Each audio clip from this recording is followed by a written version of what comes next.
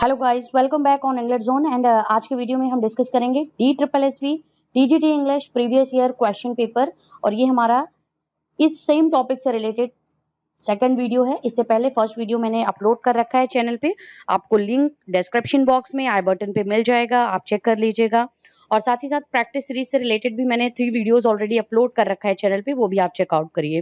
Friends, बहुत ही important questions include किया हुआ है इस वीडियो में। आप अपना पेपर और पेन लेकर के बैठ जाओ। जो जितने टाइम तक ये क्लास चलेगी, अप्रोक्सीमेटली हाफ एन आवर, आप जरूर इस क्लास को वॉच आउट करिए। साथ ही जो इंपॉर्टेंट फैक्ट्स हैं आप उनको भी नोट डाउन करिए अपने नोट्स में।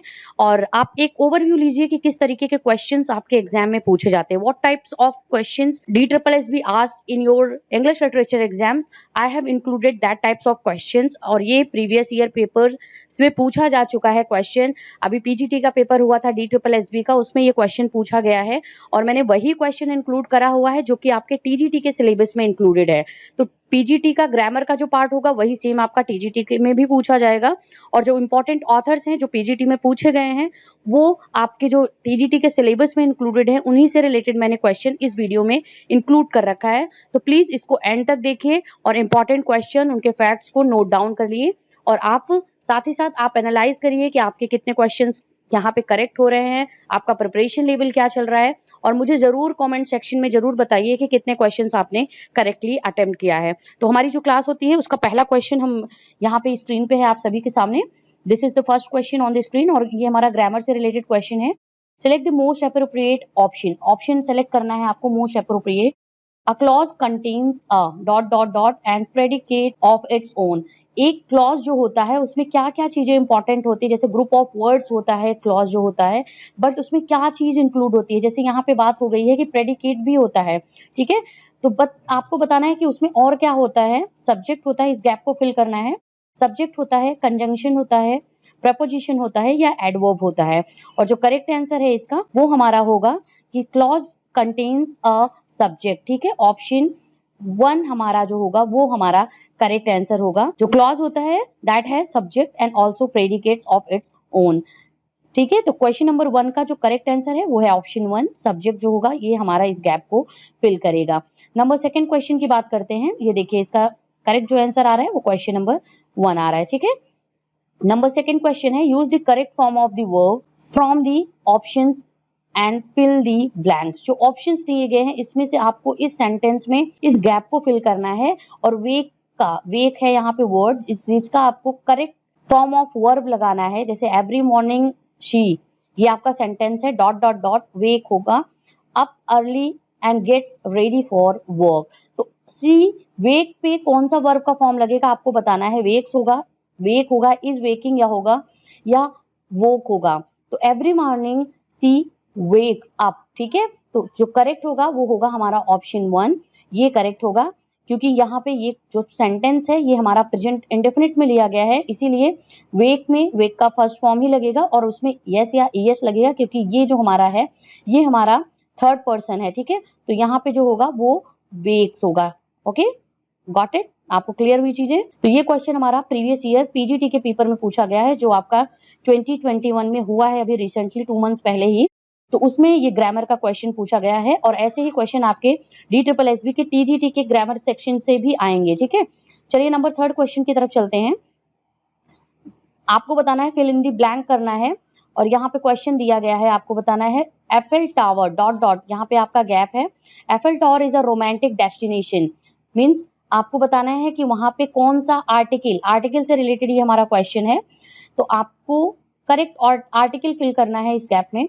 दी होगा एंड, बट या आ। तो यहाँ पे जो करेक्ट है वो किसी एक स्पेसिफिक की विशेष बता रहा है, स्पेसिफिक चीज की बात कर रहा है। तो यहाँ पे जो होगा ये डेफिनेट आर्टिकल होगा, ठीक है, दी लगेगा। ऑप्शन 1 हमारा जो है वो करेक्ट आंसर होगा। The Eiffel Tower is a romantic destination. This is the correct answer. इसीलिए हमारा जो ऑप्शन 1 है वो करेक्ट आंसर है। नंबर 4 क्वेश्चन है, फिर से हमारा ब्लैंक से रिलेटेड है, फिल इन दी ब्लैंक से related. Johnny is a dot dot dot English man. फिर से आपको आर्टिकल से रिलेटेड फिर क्वेश्चन आपका आ गया, और आर्टिकल बहुत ही इंपॉर्टेंट पार्ट है, आप लोग जरूर ध्यान दीजिएगा आर्टिकल से रिलेटेड क्वेश्चंस को। जॉनी इज, यहाँ पे गैप को जो फिल करेगा दी होगा, आ होगा, दैट होगा या एन होगा, और जो करेक्ट आंसर है वो हमारा होगा एन, क्योंकि यहाँ पे इंग्लिश मैन की बात हो रहा है। ई जो हमारा है ये हमारा वोवेल आ रहा है, ठीक है, दैट्स वाई ये यहाँ पे जो आंसर होगा वो हमारा होगा ऑप्शन 4, ठीक है, ऑप्शन 4 हमारा करेक्ट आंसर होगा। Johnny is an English man, ठीक है, option 4 is the correct answer. चलिए क्वेश्चन नंबर 5 की बात कर लेते हैं। The modal dot dot dot expresses the ability to do something. क्या होता है, जो मॉडल्स होते हैं वो कौन सी एक्सप्रेस करते हैं एबिलिटी को, वो मॉडल्स का नेम आपको बताना है कि जो मॉडल्स होते हैं वो कौन सा मॉडल है जो कि एबिलिटी को, किसी चीज की एबिलिटी को एक्सप्रेस करता है। कैन है, हैव टू है, नीड नॉट है या मस्ट है, क्योंकि ये सभी जितने हैं ये सभी मॉडल्स हैं, ठीक है, आपको ये ध्यान देना है, ये सभी मॉडल्स हैं और आपको बताना है कि इस गैप को कौन सा मॉडल जो होगा वो फिल करेगा, जो कि किसी एबिलिटी को, समथिंग, किसी चीज की एबिलिटी को एक्सप्रेस करता है। और इस क्वेश्चन का जो हमारा होगा एन मीन्स मैं कर सकता हूं, ये मेरी एबिलिटी के ऊपर है। I can do this work, I can do this hard work, मैं इस कठिन काम को कर सकता हूँ क्योंकि मेरी एबिलिटी के ऊपर है, मीन्स। और कभी सेंटेंस ये भी हो सकता है कि I can not do this, मैं नहीं कर सकता हूँ, फिर से मेरी एबिलिटी के ऊपर आ गया, तो जो एबिलिटी को एक्सप्रेस करता होगा मॉडल्स, उसको हम कैन बोलेंगे, ठीक है। तो ऑप्शंस में से, इन चारों ऑप्शंस में से ये हमारा एप्रोप्रिएट ऑप्शन है जो यहाँ पे फिल होगा। नंबर 5 क्वेश्चन के बाद 6 क्वेश्चन है, what will be the passive form of I write a book। I write a book का पैसिव वॉइस आपको बताना है, क्योंकि ये हमारा एक्टिव वॉइस में सेंटेंस है, आपको इसका पैसिव वॉइस बताना है। तो क्या होगा करेक्ट आंसर इसका, ऑप्शंस में आपको दे देती हूँ। A book is written by me, wrote a book was written to me by me, या है a book will be written by me. आप ध्यान से सेंटेंस को पढ़ लीजिए। आई राइट अ बुक, ये हमारा जो सेंटेंस है ये हमारा प्रेजेंट इंडेफिनिट में है, ठीक है, प्रेजेंट इंडेफिनिट सेंटेंस है हमारा। तो जो हमारा होगा चेंज होगा पैसिव वॉइस में जाकर के प्रेजेंट कॉन्टिन्यूअस में जाएगा, तो जो सेंटेंस है वो हमारा वर्ब, जो ऑब्जेक्ट है वो सब्जेक्ट हो जाएगा और सब्जेक्ट जो है वो ऑब्जेक्ट हो जाएगा। आप सभी जानते हो, आपने एक्टिव वॉइस पैसिव वॉइस बहुत टाइम से आप पढ़ रहे हो और इसको अच्छे से पढ़ भी रखा है और ये क्वेश्चन आप जरूर करेक्ट करोगे। तो ऑप्शन 1 हमारा जो है वो करेक्ट आंसर है, a book is written by me, this is the correct answer. Number 12 question, 6 question के बाद 7 क्वेश्चन है हमारा स्क्रीन पे। क्वेश्चन नंबर 7, यहाँ पे फिर से गैप आ गया है, is use to express loss possibility of anything. किसी चीज की लॉस की पॉसिबिलिटी, देखिए क्वेश्चन का तरीका देखिए पूछने का, DSSB जो है वो आपसे किस तरीके के क्वेश्चंस को पुट अप कर रहा है आपके ग्रामर पार्ट से रिलेटेड, आपको यहाँ पे ध्यान देना होगा। फिर से आपका मॉडल से रिलेटेड क्वेश्चन आ गया है और यहाँ पे पूछा जा रहा है कि is use to express loss possibility of anything. किसी चीज को खो जाने की या खो जाने की जो पॉसिबिलिटी होती है उसको जो एक्सप्रेस करता है वो मॉडल्स कौन सा होता है, आपको इसका आंसर देना है। शाल होता है, ऑप्शन बी है विल होगा, या ऑप्शन 3 है माइट होगा, या ऑप्शन 4 है मस्ट नॉट, ठीक है। तो इसका जो करेक्ट आंसर होगा वो है हमारा ऑप्शन नंबर 3 माइट, मीन्स ये आपका जो मॉडल है माइट होता है, आई माइट गेट लेट, इस तरीके के क्वेश्चंस आपके जो होते हैं जो किसी चीज की खोने या लॉस करने की पॉसिबिलिटी को एक्सप्रेस करता है, वो हमारा होगा मॉडल, जो करेक्ट एप्रोप्रिएट मॉडल होगा वो हमारा है might. Number 8 question is on the screen, my leg act is an example of, किसका एग्जाम्पल है, ये एक्टिव वाइज में सेंटेंस है माई लेग एक्ट, या पैसिव वाइज में है, फ्यूचर टेंस में है, या पास्ट टेंस में है। और ये जो हमारा सेंटेंस है obviously this is in active voice, ठीक है, एक्टिव वॉइस में ये हमारा सेंटेंस है। क्वेश्चन नंबर 8 का ऑप्शन 1 हमारा जो होगा वो करेक्ट आंसर होगा। नंबर 9 की तरफ चलते हैं। अब हमारा ग्रामर से के बाद हमारा लिटरेचर का पार्ट है, ये क्वेश्चन लिटरेचर को कवर कर रहा है और ये प्रीवियस ईयर पेपर में पूछा जा चुका है। आपके जो प्रीवियस आपका PGT DSSB PGT का एग्जाम हुआ था, जिसने दिया होगा उनको पता होगा कि ये क्वेश्चंस आपके एग्जाम में आ चुके हैं और ऐसे ही क्वेश्चंस पूछे जाएंगे आपके। और देखिए एडमंड स्पेंसर से रिलेटेड क्वेश्चन है आपका, emology is an Italian word which means, emology जो है एडमंड स्पेंसर का वर्क है, आपको बताना है इसका मीनिंग क्या है। Little love secrets, sonnets from Italy, या आपका है calling cloud come home again, या लिटिल लव पोएम्स। और जो इसका करेक्ट आंसर है क्वेश्चन नंबर 9 का वो है हमारा option 4, option 4 is the correct answer. Emology is an Italian word which means little poem, little love poems. Number 10 question is on the screen. अब आपको बताना है who is the author of the line, ये lines का author कौन है। आई, यहाँ पे है आई, I find no peace and all my war is done. I fear and hope, I burn and freeze like ice. इसमें आपको बताना है, इस लाइन के ऑथर का नेम आपको बताना है। सर थॉमस वेट है, एडमंड स्पेंसर है, सर फिलिप सिडनी है, या अर्ल ऑफ सरे। अर्ल होना चाहिए, अर्ल ऑफ सरे। तो जो करेक्ट आंसर है वो हमारा ऑप्शन 1 है, sir Thomas Wyatt is the correct answer. So question here is we have how many eclogues are there in Shepherd's Calendar. Shepherd's Calendar जो कि एडमंड स्पेंसर का एक इंपॉर्टेंट वर्क है, इकोलॉग है, आपको बताना है कितने इकोलॉग्स इसमें इंक्लूडेड हैं, 11, 10, 6 या 12। और जो करेक्ट आंसर है वो है हमारा ऑप्शन 4, इट हैज 12 इकोलॉग्स। और शेफर्ड्स कैलेंडर 12 इकोलॉग्स जो हैं इसमें आप सभी जानते होंगे, या मैं आपको फिर से एक बार इन्फॉर्म कर देती हूँ, ये 12 जो होते हैं मंथ्स को डिनोट कर रहे हैं, ठीक है, ये भी ध्यान दीजिएगा आप सभी। 12 eclogues denotes 12 months of the year in Shepherd's Calendar of Edmund Spenser. Number 12 is here we have, question है हमारा, एट Fontes was a rallying cry during the Renaissance. What does this phrase mean? इस phrase का meaning बताना है आपको। और देखिए ऐसे फ्रेज से रिलेटेड क्वेश्चन जरूर आपके एग्जाम में पूछा जाएगा। क्रेप डी मैंने ये क्वेश्चन आपका पूछा गया था अभी पीजीटी के, यूपी टीजीटी के पेपर में। तो ऐसे जो फ्रेजेस, लैटिन फ्रेजेस हैं, उनसे रिलेटेड उनका इंग्लिश में मीनिंग क्या होता है, वो भी आपका बहुत इंपॉर्टेंट पार्ट है और उसको जरूर कवर कर लीजिएगा आप सभी। देखिए मैं ट्राई करूंगी कि आपके लिए वो वीडियो लेके आऊं जिसमें जो लैटिन फ्रेजेस होते हैं उनका इंग्लिश में ट्रांसलेशन क्या होता है, वो जो जरूर मैं लेके आऊंगी आप सभी के लिए। तो आपको बताना है एट फॉन्टेस का जो रिनेशा टाइम में हुआ था, इसका मीनिंग बताना है। बैक टू फाउंडेशन, इसका क्या मतलब होता है इस फ्रेज का। सेकंड है हमारा टू दी ओरिजिन, थर्ड है बैक टू सोर्सेज, या 4 है बैक टू फंडामेंटल्स। और जो करेक्ट आंसर है क्वेश्चन नंबर 12 का वो है हमारा option 3, back to sources is the correct answer of this phrase, जिसका मतलब होता है इंग्लिश में बैक टू सोर्सेज। ये एक लैटिन फ्रेज है एट फॉन्टेस। Number 13 we have here, who regarded Edmund Spenser as poets poet. देखिए किस तरीके का क्वेश्चन का लेवल आप देख लीजिए, ग्रामर के क्वेश्चन का लेवल भी आप देख लीजिए और साथ ही साथ आपका इंग्लिश लिटरेचर का भी क्वेश्चन का लेवल देखिए आप। लेवल बहुत हायर नहीं है बट आपके क्वेश्चंस ऐसे हैं जो आपको रिपीटेडली सभी एग्जाम्स में इंग्लिश लिटरेचर के आपके पूछे जाते हैं ऐसे क्वेश्चंस। और सिर्फ इंपॉर्टेंट चीज ये है कि ये एग्जाम हमारा नेगेटिव मार्किंग से रिलेटेड है। आप गलत अटेम्प्ट करोगे तो आपके नेगेटिव मार्क्स आपके राइट आंसर्स में से कट जाते हैं। इसीलिए ये पेपर बहुत ही अटेंटिवली या बहुत ही फोकस करके आपको अपियर करना होता है। और एक तो ये ऑनलाइन एग्जाम होता है, तो इस पेपर के लिए आप जरूर प्रिपेयर रहिए।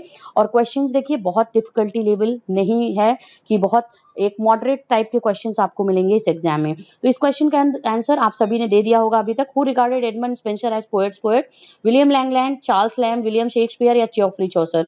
और जो करेक्ट आंसर है वो है हमारा option B, Charles Lamb. Okay, 13 का जो करेक्ट आंसर है वो हमारा चार्ल्स लैम्ब है। 14 we have, what is the name of the most leading figure of Christian humanism in Europe? Christian humanism जो यूरोप में हुआ था उससे का मोस्ट लीडिंग जो फिगर है उसका नेम बताना है आपको। थॉमस वीक्लिफ है, जॉन लेडीगेट या थॉमस मोर या आपका है एरास्मस। और क्वेश्चन नंबर 14 का करेक्ट जो आंसर है वो है हमारा option 4, Erasmus is the correct answer. Number 15 question we have here on the screen. Which royal dynasty has been celebrated in Spenser's Fairy Queen? कौन से रॉयल डायनेस्टी को सेलिब्रेट किया जा रहा है इस पोएम में, स्पेंसर के फेरी क्वीन में। फेरी क्वीन की बात आप सभी जानते हो, एपिक पोएम है एडमंड स्पेंसर का। तो कौन सी रॉयल डायनेस्टी को इसमें एक तरीके से पिक्चराइज किया गया है, एडमंड स्पेंसर ने पिक्चराइज किया है, आपको बताना है उसका आंसर। तो जो हमारा करेक्ट जो आंसर है यहाँ पे प्लांटाजिनेट ऑप्शन 1 है, ऑप्शन 2 ट्यूडर है, ऑप्शन 3 स्टुअर्ट है, ऑप्शन 4 है एंजुओ। तो करेक्ट जो आंसर है वो है हमारा ऑप्शन 2, ट्यूडर डायनेस्टी को सेलिब्रेट किया जा रहा है, इस रॉयल डायनेस्टी को स्पेंसर की फेरी क्वीन एपिक पोएम में। नंबर 16 क्वेश्चन हमारा फिर से आप सभी देख लो, यहाँ पे ग्रामर से लिटरेचर से रिलेटेड ही है। रेनिशा is a dot dot word which means, आपको बताना है रेनिशा क्या है, इस पे आपको फिल करना है। स्पेनिश वर्ड है जिसका मतलब रिड्यूस होता है, डच वर्ड है जिसका मतलब होता है रिक्यूपरेट होता है, जर्मन वर्ड है रिजुविनेट होता है, फ्रेंच वर्ड है जिसका मतलब रीबर्थ होता है। तो रेनिशा जो है ऑप्शन 4 हमारा करेक्ट आंसर है। रीबर्थ आप सभी देखिए ऑप्शंस में से आपको पता है कि रीबर्थ होता है रेनेशा का मतलब, तो ऑब्वियसली फ्रेंच वर्ड है, ऑप्शन 4 हमारा करेक्ट आंसर होगा और इसका मतलब होता है रीबर्थ। ओके, तो क्वेश्चन नंबर 16 का हमारा 4 ऑप्शन करेक्ट है। Number 17 we have the peasant revolt also called Wat Tyler's rebellion, Wat Tyler's rebellion started in the year, किस ईयर में पीजेंट जो रिवोल्ट था वो आपका स्टार्ट हुआ था, और ये जो पीजेंट रिवोल्ट था ये आपका जोफ्री चौसर के टाइम पे स्टार्ट हुआ था। तो देखिए चौसर के टाइम का आपका मेडिवल पीरियड से रिलेटेड बहुत क्वेश्चन आपके पूछे गए थे प्रीवियस ईयर पेपर पीजीटी में DSSB के, तो टीजीटी के लिए भी आप प्रिपेयर रहिए और चौसर को थोड़ा ध्यान से पढ़ के जाइएगा, मिल्टन स्पेंसर को भी थोड़ा सा अच्छे से पढ़ के जाइएगा।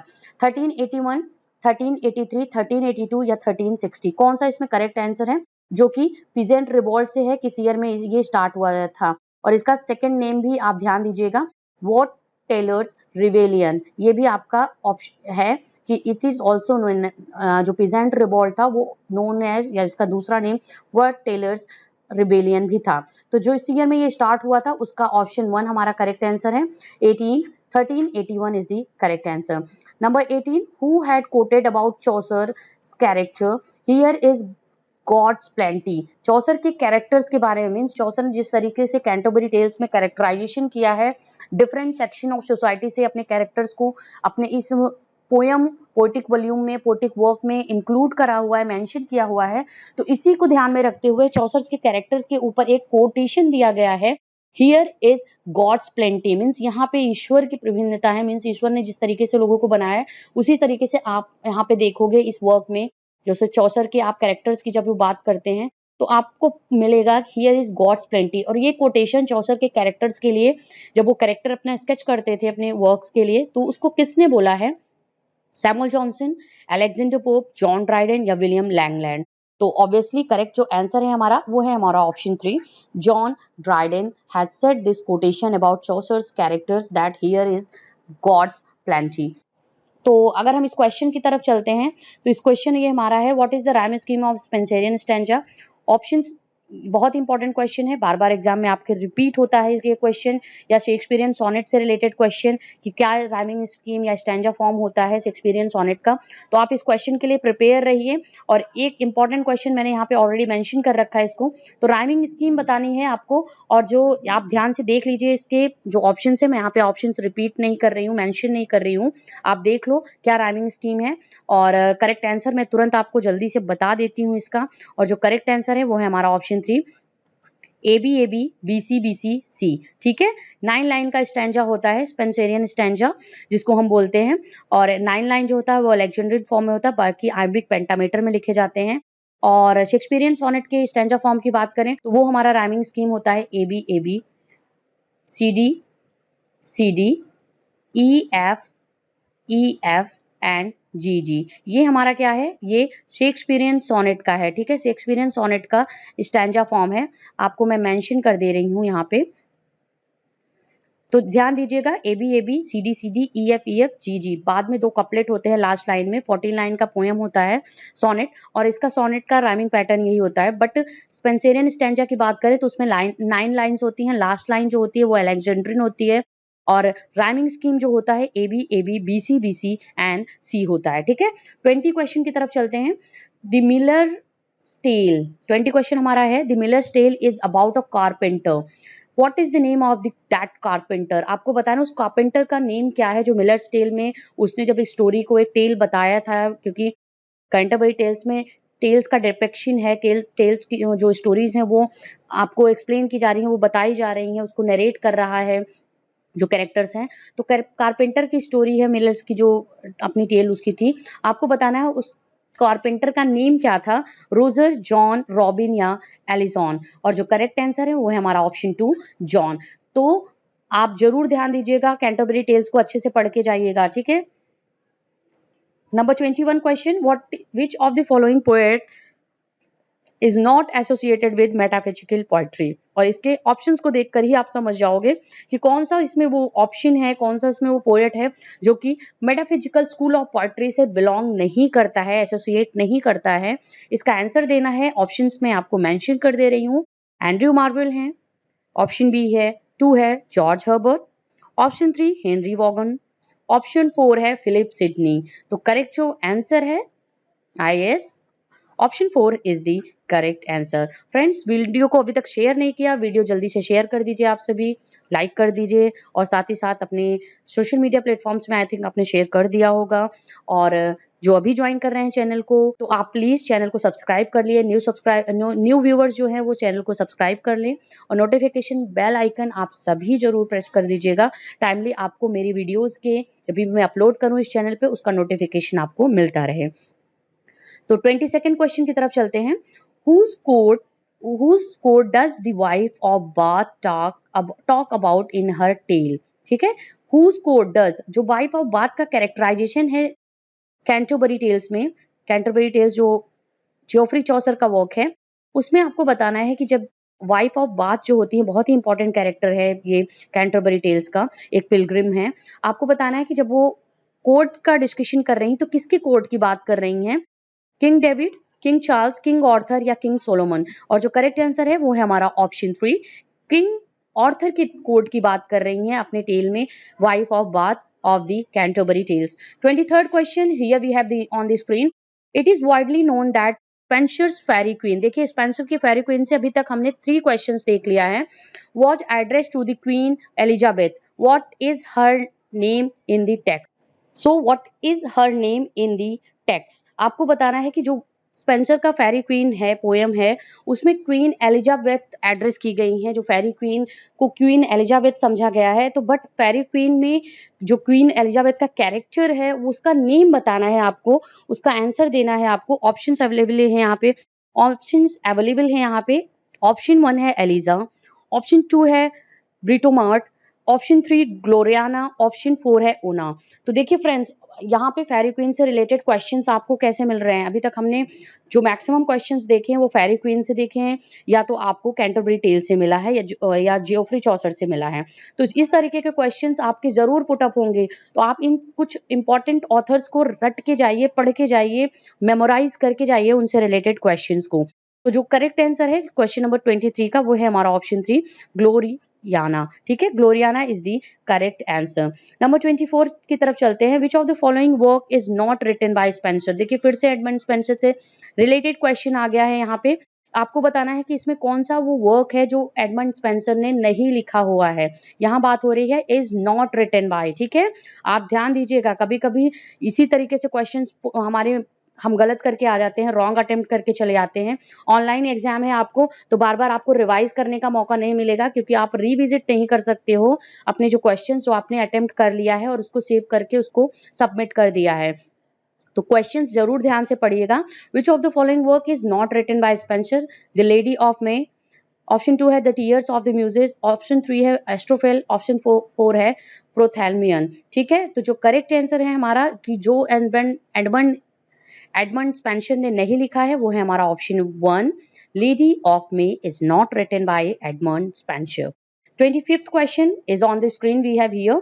Name the poetic device used in the given line from Chaucer's prologue to the Canterbury Tales. देखिए क्वेश्चंस ध्यान से पढ़िए, आपको इसको आपको बताना है कि ये जो लाइन्स है, not that among when he is cloisterless is like unto a fish that's waterless. ठीक है, ये है आपका not that among when he is cloisterless is like unto a fish that waterless. इस लाइन में आपको बताना है कि कौन सा पोएटिक डिवाइस यूज करा गया है। ये लाइन जो है वो चौसर की prologue to the Canterbury tale से लिया गया है। आपको इसमें पोएटिक डिवाइस बताना है, मींस आपको फिगर ऑफ स्पीच बताना है, पर्सोनिफिकेशन है, मेटाफोर है, सिमली है या लेटोटेस। तो करेक्ट जो आंसर है हमारा यहाँ पे, आप लाइक से ध्यान पढ़िए, तभी मैंने ये क्वेश्चन, ये जो लाइन से मैंने रिपीट किया आप सभी के लिए। इज लाइक है तो obviously we have option 3, simile का डिस्क्रिप्शन, सिमिली का यहाँ पे यूज करा गया है by Chaucer in his work prologue to the Canterbury Tales. The poetic device, the figure of speech used in this sentence is simile. ठीक है, तो फ्रेंड्स यहाँ पे हमने कुछ इंपॉर्टेंट क्वेश्चंस डिस्कस किए English literature and English grammar से related, जो कि हमारा DSSB प्रीवियस ईयर पेपर से था, पीजीटी का ये पेपर था। आप सभी पूछते हो कि कहाँ से लिया गया है ये क्वेश्चंस, कौन से पेपर में आ चुके हैं आपके, तो मैं यहाँ पे मेंशन कर दे रही हूँ। DSSB पीजीटी 2021 अभी जो आपका जुलाई में पेपर हुआ था उसमें से ही क्वेश्चंस पूछे गए थे, और ये फीमेल जो कैटेगरी है उसमें आपका हुआ था पेपर, और UP DSSB PGT female section का ये क्वेश्चन पेपर है जो कि मैं आपसे डिस्कस कर रही हूँ। आपको कुछ और इंपॉर्टेंट क्वेश्चंस हम डिस्कस करेंगे प्रीवियस ईयर पीजीटी से रिलेटेड। उससे पहले जो टीजीटी के पेपर्स हो चुके हैं आपके 2015 में 18 में, वहां भी हम डिस्कस करेंगे उन क्वेश्चंस को अपने आगे आने वाले वीडियोज में। प्लीज कनेक्ट रहिए चैनल के साथ में और वॉच आउट करिए अदर वीडियोज को जो कि इंपॉर्टेंट राइटर्स ऑथर से रिलेटेड है इस चैनल पे। ठीक है, तो मिलते हैं नेक्स्ट वीडियो में। Till then keep watching and keep learning. Thanks a lot for watching this.